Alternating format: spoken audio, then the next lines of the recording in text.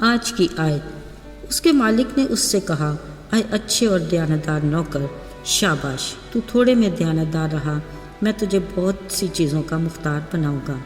اپنے مالک کی خوشی میں شریک ہو۔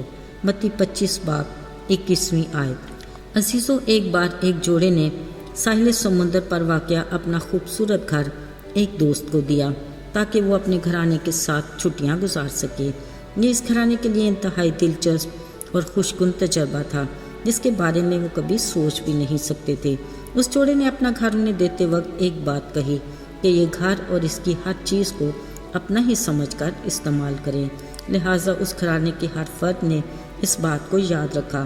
وہ سوئمنگ پول میں تیرتے، لان میں لگے پھولوں اور پھل سے لطف اٹھاتے، ریفریجریٹر میں رکھی ہر شے آزادی سے کھاتے، غرض اس گھر کی ہر چیز سے استفادہ کرتے، مگر اس کے ساتھ بڑی احتیاط سے ہر چیز کا خیال رکھتے اور حفاظت بھی کرتے۔ وہ سب اس بات کو یاد رکھتے جو اس جوڑے نے انہیں اپنا گھر دیتے وقت کہی تھی۔ سو انہوں نے گھر کے مالک ہوئے بغیر اس کی ہر سہولت کا فائدہ اٹھایا اور اپنی چھٹیوں کو اچھے سے گزارا اور خوب لطف اٹھایا۔ عزیزو، یاد رہے ہماری زندگی خدا کی امانت ہے۔ ہمارا اس دنیا میں قیام، ہماری خداداد صلاحیتیں، ہمارے رشتے ناطے، ذرائع اور وسائل سب خدا کی طرف سے بخشش ہیں۔ مطلب یہ کہ سب کچھ اس کی طرف سے امانت ہے۔ انہیں بھرپور طریقے سے استعمال کرنا، ان سے فائدہ اٹھانا اور اچھے سے ہر شے کی حفاظت کرنا ہماری ذمہ داری ہے۔ یعنی خالق خدا ان سب کا مالک ہے اور ہم اس کے مختار ہیں۔ کلام مقدس بائبل اس بات کی تصدیق کرتی ہے کہ زمین اور اس کی معموری خداوند ہی کی ہے، جہان اور اس کے باشندے بھی، یعنی زمین پر کی ہر شے اور ہر جاندار کا مالک خالق خدا ہے۔ یہ زمین جس پر ہم رہتے ہیں یہ بھی خدا کی ہے، جو اس نے ہمیں اس وقت تک دے رکھی ہے جب تک ہم دنیا میں ہیں۔ ہمیں اس سے لطف اندوز ہونے کا موقع بھی دیا گیا ہے۔ خالق خدا نے جب اس کائنات کو تخلیق کیا، اس نے بنی نوع انسان کو برکت دی اور کہا، پھلو اور بڑھو اور زمین کو معمور اور محکوم کرو اور سمندر کی ہر شے اور زمین پر اختیار رکھو۔ یاد رہے، باغ عدن کی نگہبانی کا اختیار آدم کو دیا گیا۔ یہ کام آج تک انسان ہی کے اختیار میں ہے۔ اس کی دیکھ بھال اور انتظام کے ساتھ ہم ہر چیز سے استفادہ کر سکتے ہیں اور اختیار کے ساتھ بھرپور فائدہ بھی اٹھا سکتے ہیں۔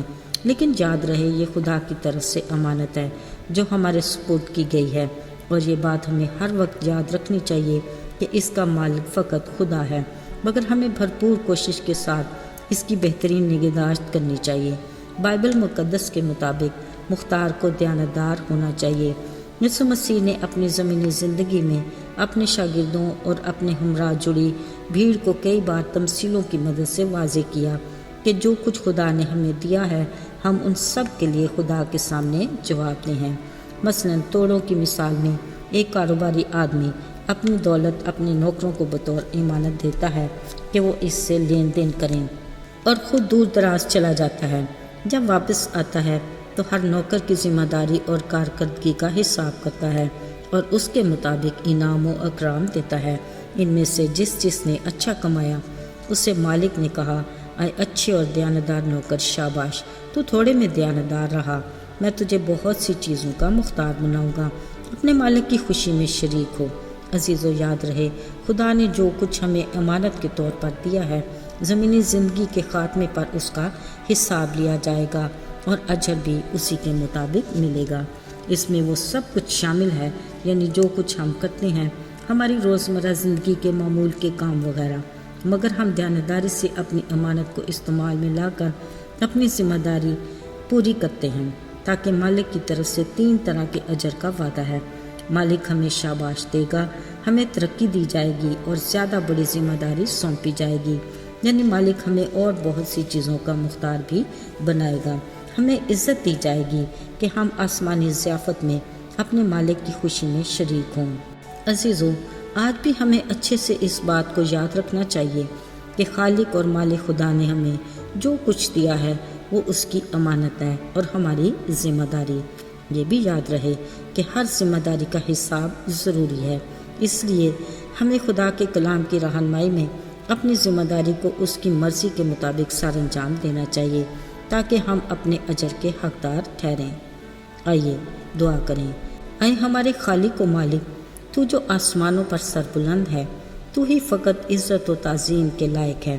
تو نے جو کچھ ہمیں عطا کیا اس کے ہم تیرے شکر گزار ہیں۔